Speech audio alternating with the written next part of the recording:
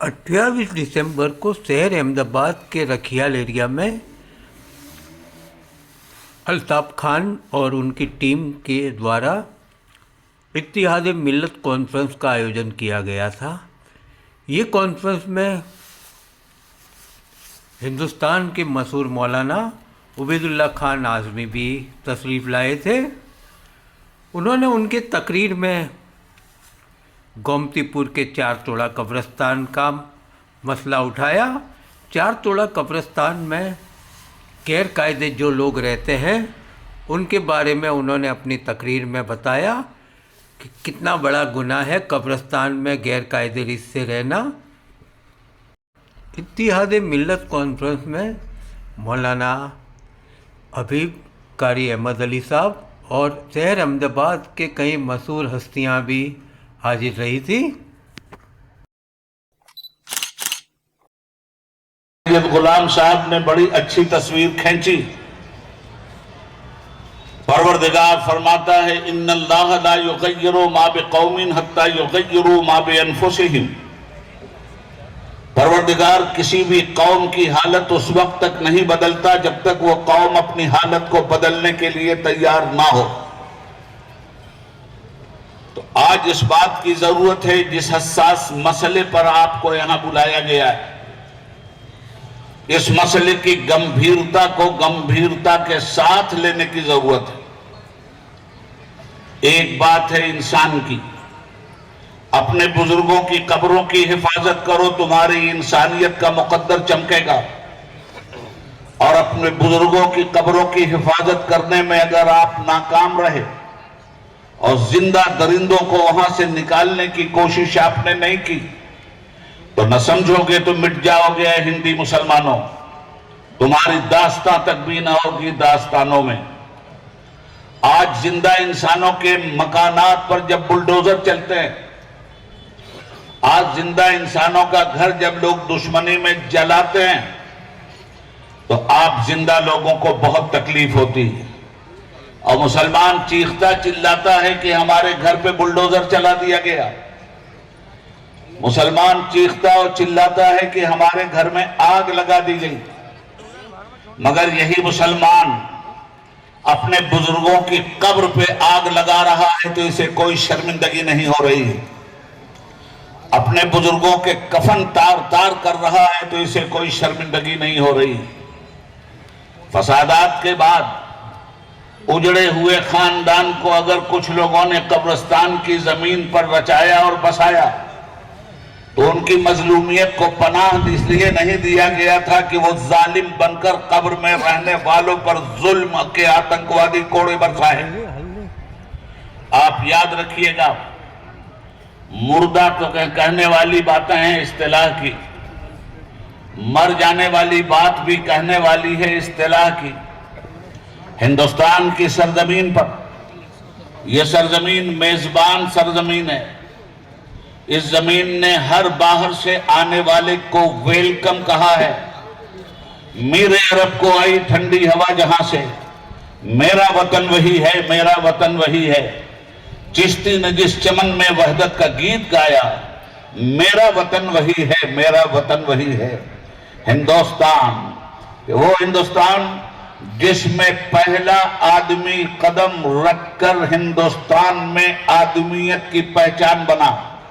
मैं कुरान करीम के हवाले से आपसे बात कर रहा हूं। तफसीर खजाइन उठाइए और देखिए, हजरत आदम अलैहिस्सलाम को अल्लाह ने जब जमीन पर जन्नत से उतारा तो हिंदुस्तान में उतारा था। सारे जहां से अच्छा हिंदुस्तान हमारा, बुलबुल है इसकी ये गुलशता हमारा, ऐसे ही नहीं कह दिया था इकबाल ने। इसके पीछे एक कहानी है, हटाओ इसके पीछे, इसको बताओ, इसके पीछे एक तारीख है। ये सरानदीप की धरती पर हजरत आदम अलैहिस्सलाम को कुदरत ने उतारा था। सरानदीप कल इंडिया में था, आज श्रीलंका में है।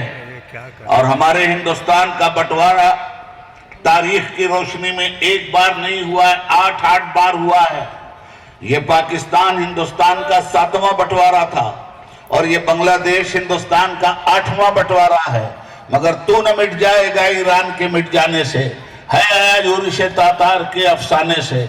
याद रखिएगा, हिंदुस्तान की सरजमीन पर दुनिया में आने वाला पहला मनुष्य, पहला आदमी, पहला मानव जिसका नाम आदम अलैहिस्सलाम है, आज सारा हिंदू आदमी कहलाता है, सारा मुसलमान आदमी कहलाता है। किसी भी कौम के आदमी से कह दीजिए कि तुम आदमी नहीं हो तो भाग जाएगा।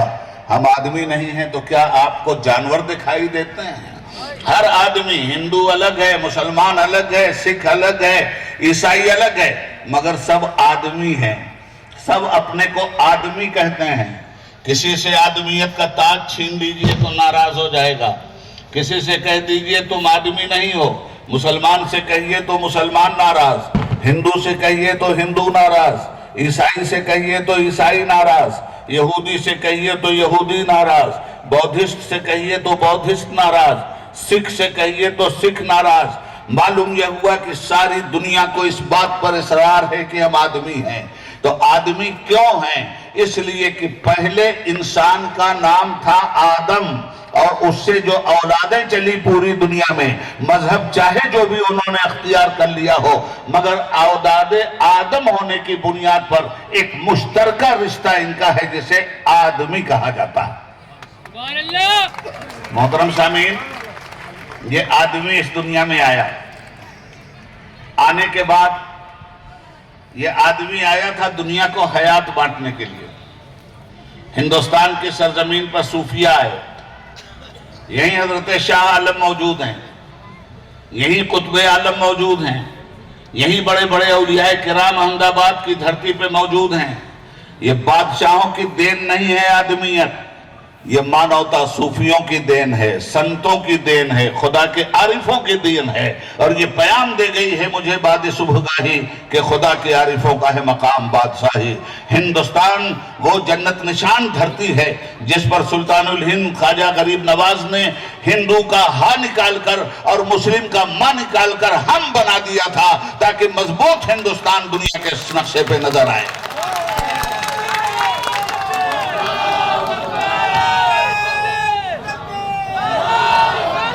तो मैंने थोड़ी देर में इंसान का भी इंट्रोडक्शन करवाया और हिंदुस्तान का भी। अब आइए कब्रिस्तान की तरफ। मोहतरम हाजरीन, कुरान पाक के 30वें पारे की एक मुकम्मल सूरत को मैंने पढ़ा है, गौर से सुनिए। ये जो जमीन पे हम दंदनाते फिर रहे हैं और कब्रों में सोने वालों को तकलीफ पहुंचा रहे हैं, एक दिन हमें भी उन्हीं कब्रों से वास्ता पड़ना है। एक दूसरी सूरत में कुरान कहता है अलहाकुमुत्तकासुर हत्ता ज़ुरतुमुल मकाबिर, दौलत की हवस ने, दुनिया की लालच ने तुम्हें अपनी आकबत और अंजाम से इतना बेखबर कर दिया है, जबकि तुम कब्रें देखते हो। ये दुनिया से जाने वाले क्या लेके गए? जमीन छोड़कर गए, जायदाद छोड़कर गए। जाने वाले दो ही चीज लेके गए हैं, अच्छे रहे हैं तो अच्छे अमल लेके गए हैं, बुरे रहे हैं तो बुरा अमल लेके गए हैं। और आपकी कहावत है जैसी करनी वैसी भरनी। मौलाना सैयद गुलाम साहब ने एक बात कही अपनी तकरीर में कि आदमी मरता नहीं। मैं उस बात को आगे बढ़ा दूं, ये हमारा ख्याल है कि लोग मर गए, बात वही सच्ची है जो वो कह के गए। इसलिए कि कुरान करीम कहता है कुल्लु नफ्सिन ज़ाइक़तुल मौत, हर नफ्स को मौत का मजा चखना, हर नफ्स को मौत का मजा चखना। मजा क्या होता है? मजा एक कैफियत का नाम है मेरे दोस्तों, और वो भी एक आर्जी और चली जाने वाली कैफियत का नाम है। मिसाल के तौर पर यही आपको मिठाई दी गई, आपकी जुबान ने उसका मजा चखा,